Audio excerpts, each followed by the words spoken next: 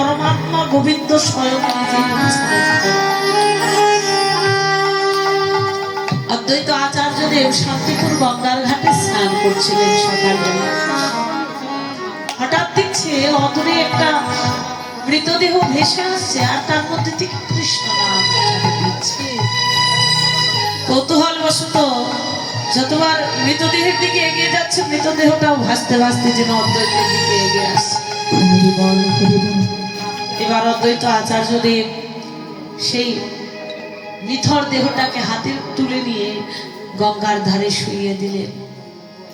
তারপরে স্নান শেষে সেই নিথর দেহকে তুলে নিয়ে গেলেন নিজ ঘরে। কর্ণমূলে কৃষ্ণ নাম শোনাবার সঙ্গে সঙ্গে দেহে যেন প্রাণ। কে তুমি?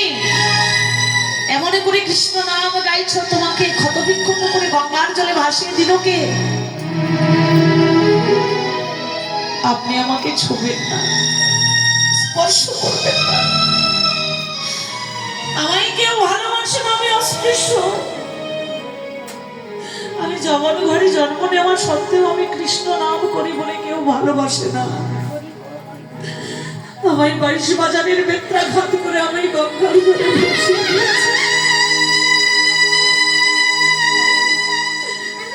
দয়া করে আমায় স্পর্শ করবেন না। আমায় যদি আপনি স্পর্শ করেন তাহলে আপনার সঙ্গ কেউ করবে। তোমার নাম কি? বললেন আমার নাম হারেশ।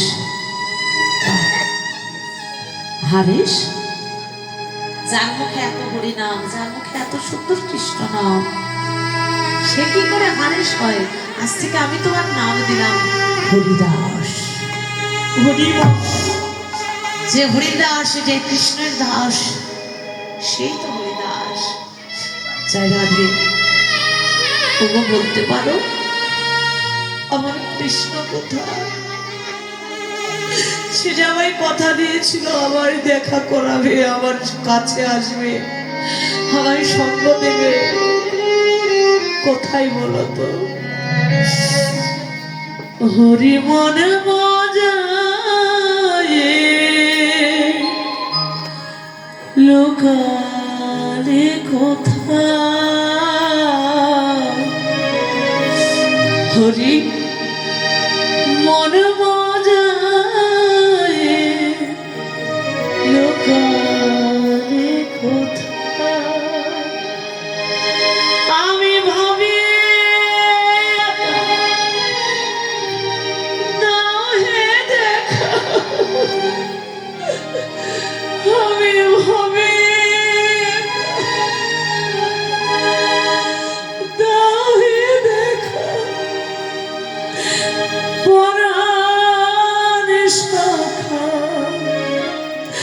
রাখো হরি মনে মজায় লোকালে কোথায়? হরি মন মজায় লোকালে কোথায়? কোথায় গেল আমার কৃষ্ণ? বলতে পারো কোথায় আমার কৃষ্ণ? কোথায় কৃষ্ণ? অদ্বৈত প্রভু বললেন, দাপর যুগ শেষ হয়ে গেছে, এটা কলিযুগ। আর কলিযুগে গৌরাঙ্গ মহাপ্রভু আবির্ভাবের আরো অনেক দিন বাকি। তোমায় আমি কর্ণমূলে কৃষ্ণ নাম দিলাম। এই নাম বীজ মন্ত্র তুমি অহর্নিশি জপ করো। বেনাপোলের জঙ্গলে গিয়ে কৃষ্ণ নাম জপ করতে থাকো যতদিন মহাপ্রভুর আবির্ভাব হয়নি। হরিদাস সেখান থেকে বেনাপোলের জঙ্গলে গেলেন। বাবা, আজকে সাতক্ষীরা জেলার বেনাপোলের জঙ্গল। তৎকালীন সময় জঙ্গল ছিল, এখন আর জঙ্গল নেই। সেটা হচ্ছে এখন বর্ডার পারাপারের জায়গা, ভারতে যাওয়ার রাস্তা।